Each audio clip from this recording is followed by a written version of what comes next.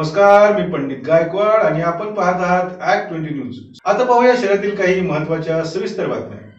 पूज्य भंते धम्मरूप थेरो यांचं आज निर्वाण झालं। सायंकाळी त्यांच्या पार्थिवावर विजिंद बुद्धविहार लेणी क्रमांक 7 येथे अग्निदान संस्कार करण्यात आले। यावेळी भदंत सुदत्त बोधी थेरो, भिक्षु अभयपुत्र महाथेरो, आनंद सुमन थेरो, भंते दीपंकर थेरो, मंगल बोधी थेरो, भंते संघपाल, भिक्षुनी आम्रपाली माता आदींसह भिक्खू संघाची उपस्थिती होती। तसेच अनेक उपासकांनी भंते धम्मरूप थेरो यांचे अंत्यदर्शन घेतले। महत्त्वाचे म्हणजे यावेळी काही समाजकंटकांनी भंतेंच्या अंत्यविधीत अडथळा आणण्याचा प्रयत्न केला। विजयिंद विहार परिसरात झाडे लावून त्याची देखभाल करण्याच्या नावाखाली तेथे कब्जा करण्याच्या तयारीत असलेल्या काही लोकांना उपासकांनी हाकलून लावले। पोलिसांनी घटनेचे गांभीर्य ओळखून तिथे धाव घेतली। त्याचबरोबर तहसीलदार चव्हाण यांनी व्यवस्थितरित्या परिस्थिती हाताळली। व्यत्यय आणणाऱ्यांवर पोलिसांनी कारवाई करावी अशी मागणी भिक्खू संघाने केली आहे।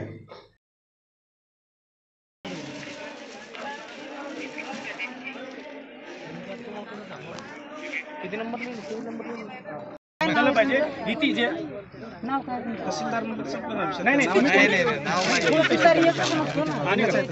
एवढं औरंगाबादचं पूर्ण त्यांचं म्हणे नायब तहसीलदार आहे की तहसीलदार आहे नाव सांगा बरं विचारतो सांगा तहसीलदार माहिती तहसीलदार नाही ना मला नाही माहिती म्हणून विचारले। मजाव करता येणार नाही। हे कसं आहे, ही धार्मिक परिस्थिती आहे। या धार्मिक नाही तुम्ही या आमच्या धार्मिक कार्यामध्ये हे बघा, सरकारची जरी असेल तर कोणासाठी आहे? सरकार कोणाचं आहे? लोकशाही आहे की हुकुमशाही? कोणाच्या कामासाठी? हा दलित समाज आहे, दलित वर्ग आहे। याला आर्टिकल 46 अंतर्गत काय करायचं, याला अपलिफ्ट करायचं आहे की याला सप्रेस करायचं आहे? यांच्या विधी आहेत, यांची जागा नाही आहे, यांना जागा द्यायची की काय करायचं? नाही मागणी नाही, सध्या इथं जे कार्यक्रम होत आहेत हे बघा अनेक आणि बघा तुम्हाला मिळून जाईल। नाही आता सध्या हा चर्चेचा विषय नाही। हा भिक्षूंनी हो हो हो मग परत पाठीमागे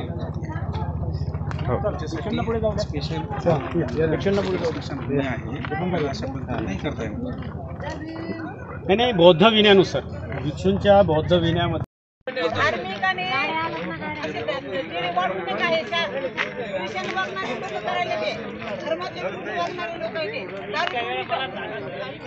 15 वर्षापासून आम्ही 15 वर्षापासून आम्ही ते सर 15 वर्षापासून दुर्लक्ष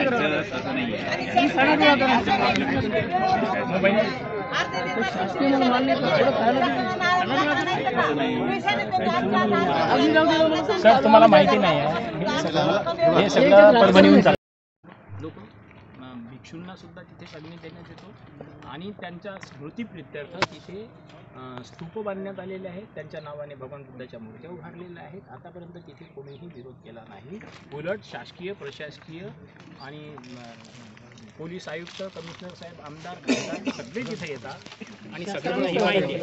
आता भंतेजींनी इथे हे केलेलं आहे म्हणून आता तिकडे जास्त गोंधळ झाला। म्हणून भिक्षूंना गेल्या 10 वर्षापासून जे काही एक्सपायर्ड होती त्यांना जाळण्याची प्रक्रिया शासनाने पण आतापर्यंत सहकार्य केलं आणि मला एक मिनिट सांगा, थांबा तुम्ही एक मिनिट सांगा। तुम्ही आता या याच्यात व्यत्यय आणायले आणि इथं दारू पिऊन लोक येतात, तुम्हाला दारू पिण्याची मोबाईल सांगितली आम्ही तक्रार देतो तुम्हाला सध्या तो वेगळा नाही, या जागेवर अगोदर बुद्धलेणीच्या पायाची ऐकणार आहात की नाही? तुम्ही बोलताय मान्य आहे मला, हां ठीक आहे। तुम्हाला जर जागा पाहिजे असेल त्यासाठी रीतसर मागणी नाही आता हा वेळ नाही तुम्हाला पलीकडे आहे तुमच्याकडे तिकडं नाही काही नाही। आता पूर्ण पलीकडे आहे तयार झालेली तुम्ही रोखणार नाहीत का? तिकडे तिकडे करू शकतो नाही इथंच आहे इथंच केलेलं आहे। तिथं नाही करून देत, तिकडे करून देत नाहीत ना तिकडे भंतेजी करू देत नाही। भावनिक वातावरण करून बौद्धांच्या भावनिक वातावरणाला निर्माण करून यांच्या भावनांना दुःख कसं पोहोचल, ठेच कसं पोहोचल असा हे प्रयत्न करतोय। यांचा मी निषेध करतोय। निषेध निषेध निषेध निषेध निषेध निषेध पोलिसांचा निषेध, हत्या मोरेचा निषेध, निषेध निषेध निषेध। लोकसभा निवडणुकीची रणधुमाळी सुरू व्हायला अजून वेळ आहे, पण विविध राजकीय पक्षांनी आपल्या पक्षाची शक्ती आजमावण्यासाठी दौरे सुरू केले आहेत। बहुजन समाज पक्षाचे प्रदेशाध्यक्ष परमेश्वर बोनारे यांनी आज शहरात कार्यकर्त्यांची भेट घेऊन पक्षाची बाजू जाणून घेण्याचा प्रयत्न केला। आमच्या प्रतिनिधींनी त्यांची खास मुलाखत घेतली। आम्ही अगोदरपासूनच आमच्या भवनकुमारी मायावतीजी आणि मान्यवर काशीरामजी यांनी सांगितलेलं आहे की काँग्रेस हा नागनाथ असेल तर हा भाजप हा सापनाथ आहे. दोन्ही नाग आहेत असं मान्यवर काशीरामजी बोलायचे. आणि इथला बहुजन समाज दोघालाही साप पाजवायला लागला, दूध पाजवायला, दोन्ही सापाला दूध पाजवत आहे. आणि हे साप इथल्या ओबीसीला, इथल्या मुस्लिमांना, इथल्या आदिवासींना, इथल्या मागासवर्गीय शेड्यूल कास्टना हे नाग डंक मारत आहेत. म्हणून मान्यवर काशीरामजी म्हणायचे, दूध पाजून ज्या नागांना तुम्ही मोठं करतात, एक सापनाथ आहे, एक नागनाथ आहे. काँग्रेस सापनाथ असे नागनाथ आहे. इकडून गेला तर तिकडे, तिकडून गेला तिकडे, पण सापाचं विष कायमस्वरूपी 75 वर्षापासून हा बहुजन समाजाला डंक मारत आहेत. म्हणून आमचा विकास नाही, मरणावस्थेमध्ये समाज आलेला आहे.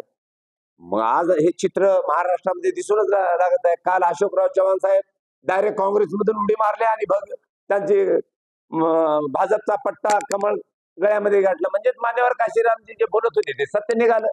कारण एक नाग निघाला सापनाथाच्या वेळात कळायला लागलेला आहे की बहुजन समाजाचे शत्रू कोण आणि मित्र कोण. आता मित्र म्हणजे बहुजन समाज पार्टी आहे, जे की फुले शाहू आंबेडकर तथागत गौतम बुद्धाचा विचार घेऊन ही पार्टी वाटचाल करीत आहे. आणि अहो इथं साधं औरंगाबाद ठिकाणी मी आज आलेला आहे. बाबासाहेबांचं फक्त नाव देण्यासाठी विद्यापीठाला औरंगाबादच्या इथं आम्हाला स्वतःचं बलिदान द्यावं लागलं. फक्त नावाचं विस्तारीकरण झालं, नाव बदललेलं नाही. आज त्यावेळेस मान्यवर काशीरामजी म्हणायचे की तुम्ही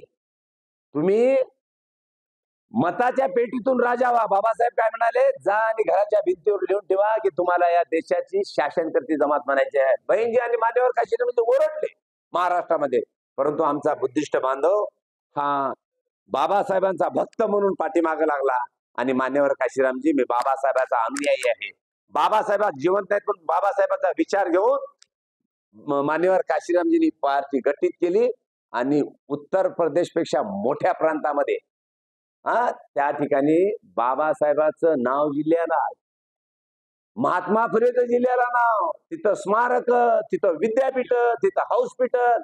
खरा जर बहुजनाचा स्वर्ग जर पाहायचा असेल तर उत्तर प्रदेशमध्ये आपण जाऊन बघावं. माझी कळकळीची विनंती आहे महाराष्ट्रातल्या बहुजनांना की तुम्हाला सत्तेची धमक, सत्तेची चाबी जर मिळाली तर तुमचे हक्क आणि अधिकार कसे मिळतात ते तुम्ही उत्तर प्रदेशमध्ये जाऊन तिथला आदर्श घ्यावा. आणि तो आदर्श घेऊन येणाऱ्या लोकसभेमध्ये आमच्या हजारो पिढ्याचा बदला जर आम्हाला घ्यायचा असेल, इथल्या SC ST OBC मुस्लिम जेवढे काही अल्पसंख्याक असतील त्यांना जर आपला बदला घ्यायचा असेल तर मताच्या पेटीतून आपण बदला घेतला पाहिजे. आणि आम्ही आमचा राजा मताच्या पेटीतून बहुजन समाज पार्टीचा हाती निवडून देऊन जर तुम्ही बहिणजीला करताल तर अशी आम्हाला भीक मारण्याची पाळी येणार नाही. की हा समाज 85% आहे, 15% लोक आमच्यावर राज्य करायलेत. अरे 15% लोकांना भीक मागण्याची अवस्था केवळ आणि केवळ बहुजन समाज पार्टी सत्तेवर आल्यानंतरच निर्माण होणार आहे. म्हणून आम्ही भीक मागणाऱ्या समाजानं. हर्सूलच्या सुभेदार रामजीनगर येथील भगवान बुद्धांच्या मूर्तीची विटंबना केल्याच्या प्रकरणात पोलिसांची होत असलेली ढिलाई पाहून आंबेडकरी कार्यकर्त्यांनी आंदोलन करण्याचा निर्णय घेतला आहे. आज त्यासाठी एका बैठकीचे आयोजन करण्यात आलं होतं. यावेळी प्राध्यापक डॉक्टर ऋषिकेश कांबळे, दीपक निकाळजे, राहुल साळवे आदींची उपस्थिती होती. तथागत बुद्धाची मूर्तीची जी विटंबना 2 तारखेला झाली होती, त्या अज्ञात समाज कंटकाला अटक करण्याच्या संदर्भात पोलीस प्रशासनाला 8 दिवसाचा वेळ दिलेला होता. ती वेळ संपली म्हणून आज बैठक घेण्यात आली. आणि येत्या 7 मार्चला भव्य दिव्य अशा स्वरूपाचा एक मोर्चा बौद्ध समाजाचा आणि बौद्धांविषयी आस्था बाळगणाऱ्या नागरिकांना घेऊन तो मोर्चा काढला जाणार आहे. भडकल गेटला डॉक्टर बाबासाहेब आंबेडकर यांना अभिवादन करून भडकल गेटच्या बाबासाहेबांच्या पुतळ्याला अभिवादन करून आमखास मैदान मार्गे हा मार्च, हा मोर्चा विभागीय आयुक्तालयावर जाईल.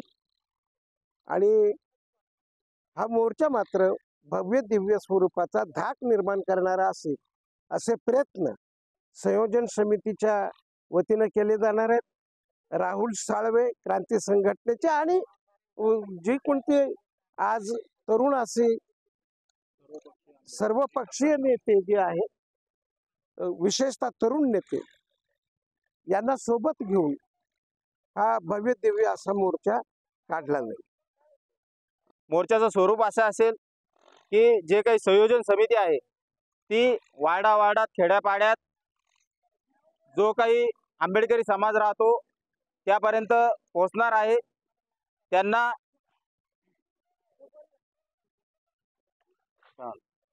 आव्हान करणार आहे या मोर्चात सामील होण्यासाठी व प्रचंड असा मोर्चा, ऐतिहासिक ना भूतो ना भविष्यवती असा हा मार्च असणार आहे.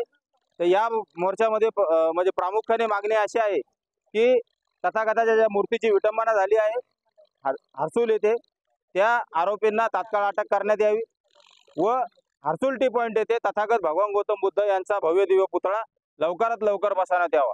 अशा विविध मागण्या घेऊन हा मार्च भलकड गेट येथील डॉक्टर बाबासाहेब आंबेडकर यांच्या पुतळ्याला अभिवादन करून विभागीय आयुक्त याच्या कार्यालयावर धडकेल. माझं नाव दीपक निकाळजे. जुनी पेन्शन योजना लागू करा या मागणीसाठी जिल्हा परिषद कर्मचारी संघटनेने जिल्हा परिषद मुख्यद्वारावर आज जोरदार आंदोलन केलं. कोण म्हणतं देणार नाही, त्याशिवाय राहणार नाही. कोण म्हणतं देणार नाही, त्याशिवाय राहणार नाही. हमारी यूनियन, हमारी ताकत. हमारी यूनियन, हमारी ताकत. हमारी ताकत, हमारी यूनियन. हमारी ताकत, हमारी यूनियन. महाराष्ट्र राज्य जिल्हा परिषद कर्मचारी महासंघाचा जय असो. महाराष्ट्र राज्य जिल्हा परिषद कर्मचारी महासंघाचा जय असो.